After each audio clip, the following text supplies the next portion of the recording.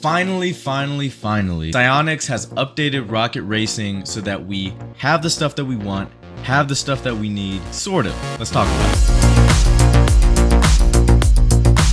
What's up, y'all? It's Kolev. So, Psyonix finally just dropped another update, another massive update to the game, aiming to fix a lot of issues and add in some things that we've been asking for and that we've been told that we were going to get for a decent chunk of time by now. If we go over to the locker, you'll immediately see one thing that pops out, right? And it's going to be the trails. Now, they implemented trails. Obviously, this is already in Rocket League. And there's plenty other things that they still need to add. They now do have trails in the game. You can unlock some. I'll get to that in a second. And they also did add new wheels. Now, I don't have them. Some people are getting them. I don't know if you have to have the certain wheel from Rocket League or not, but that's a thing. But if we go over to the quest, we can see how we can obtain some of these new items. To get these boosts, their new boost colors, here are the 6 different challenges that you need to win in order to get them. Activate turbo bonuses zones while in a drift, activate turbo while in a drift, beat other players total, drift total distance, being that, get a Starline boost of at least 50%, and hit boost pads, 1,000 boost pads. That is a lot of games for, I guess, a cool color, but this is my favorite color. But yeah, so that is the trails. Again, I'm not sure what's going on exactly with the wheels, so if you do know what's up with that, let me know down in the comments. In addition to the new trail and the new wheels, we also got 2 brand new tracks. These are going to be advanced level tracks, so they're not going to be expert level, but they are advanced. So first is going to be a second iteration of the K2 Raceway called K2 Raceway Deluxe. We're going to get into that map in a second. And the next one is going to be Lazy Lake 2, obviously the second iteration of Lazy Lake, the novice track. So let's go ahead and get into Lazy Lake 2 and Deluxe, and I'll talk about some of the other things that they added as well. Okay, so here's the beginning part of the map. Aside from the things that they added, they also fixed a multitude of different bugs. The main ones being oh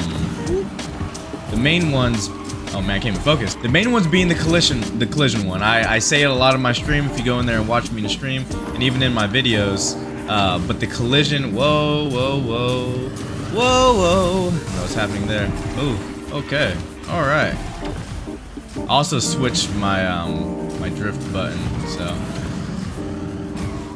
still trying to get used to it. The map so far is pretty cool. It's definitely, I want to say, a higher level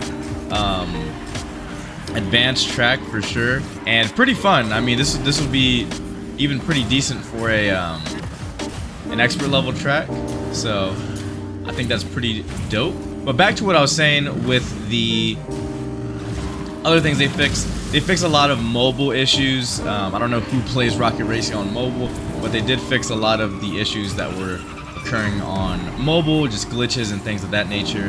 The collision, like I was saying earlier, has been substantially fixed as far as they've completely got rid of the 180s, so you won't get spun out at all anymore.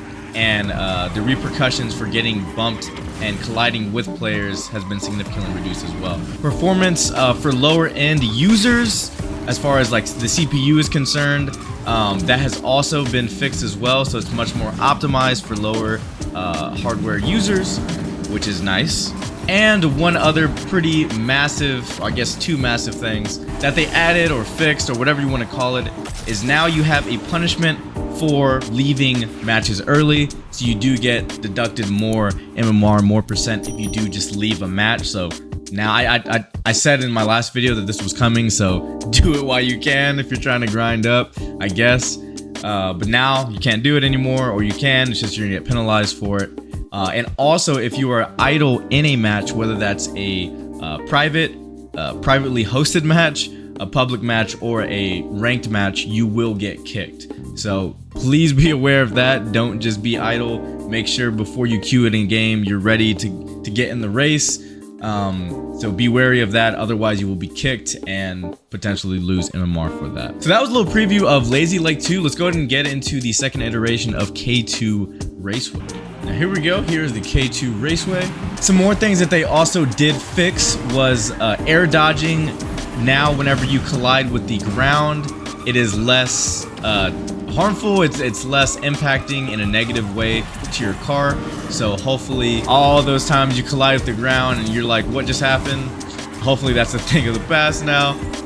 But time obviously will tell as we play this update more and more. Another thing that they also did add that we'll get into after this is they added the ability to finally not have Rocket Racing invert your controls whenever you were upside down. I know a lot of people were complaining about this. A lot of people wanted some sort of solution from Psyonix, and this update pretty much solved that one-to-one.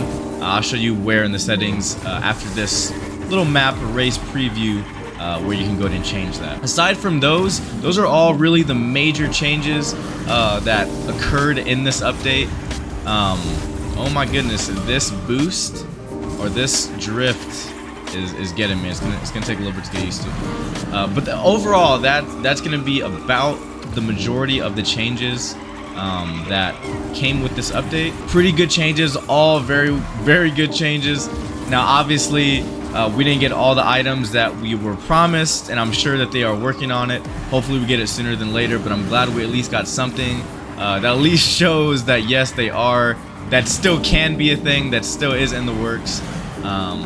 So that's nice, and I'm hopeful for everything else that Rocket Racing has for its future. All right, so now let's just go ahead and go to the settings so I can show you how to fix that inverted controls. So go over here to settings, and once you're over here in settings, you're gonna go over to game, scroll all the way down, and it's gonna be here, invert steer method. Now default is what we already know, how we've been playing, so that's pretty self-explanatory. Immediate is going to be pretty much that. It's going to be completely changed to if you're drifting to the right while you're inverted, you're going to continue to go to that direction. There's going to be no invert.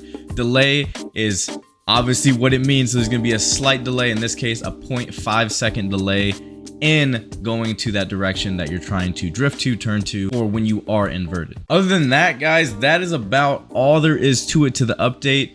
Pretty nice update. I hope to be seeing a lot of those new trails out within the next couple of days as people are grinding through those challenges. If you haven't been keeping up with the stream at all, we are at champion 38%, so hopefully we can get Unreal relatively soon. I have not played in probably like 3 or so days, so hopefully I'm gonna be able to grind some today and grind some tomorrow and get to Unreal and go ahead and give y'all some top tier gameplay.